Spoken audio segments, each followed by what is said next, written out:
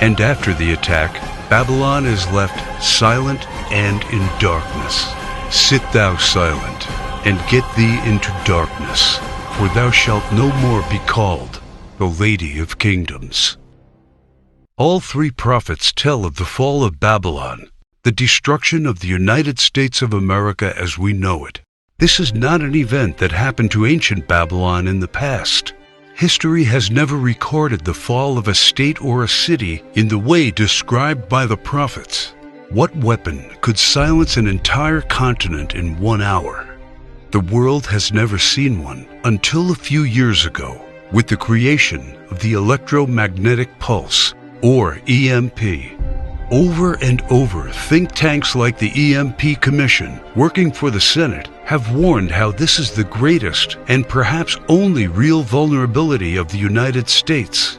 Yet no administration has done anything about it.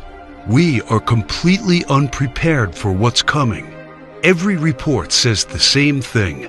This event can wipe out 90% of Americans, and all it takes is just one warhead to be detonated above the United States to take us back to medieval times. The lasting effects will destroy society as we know it, exactly as the scriptures predicted. Therefore shall her plagues come in one day, death and mourning and famine. Without hospitals or pharmacies being able to function, people won't be able to take their necessary medication. Without running water, heat, and garbage disposal, diseases will break out.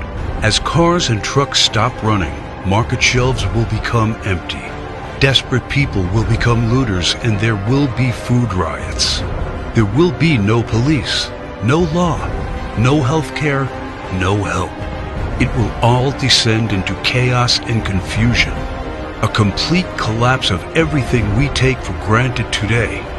As the prophet Jeremiah says, "And it shall be, when thou hast made an end of reading this book, that thou shalt bind it to a stone, and cast it into the midst of Euphrates. And thou shalt say, Thus shall Babylon sink, and shall not rise from the evil that it will bring upon her. And this is the start of the time of tribulation and sorrows. For then shall be a great tribulation, such as was not since the beginning of the world to this time, no, nor ever shall be." And yet, the prophet shows that there is still hope. But the ones who endures to the end will be saved. The message couldn't be any clearer. The warnings are there so that only the ones who believe the words and warning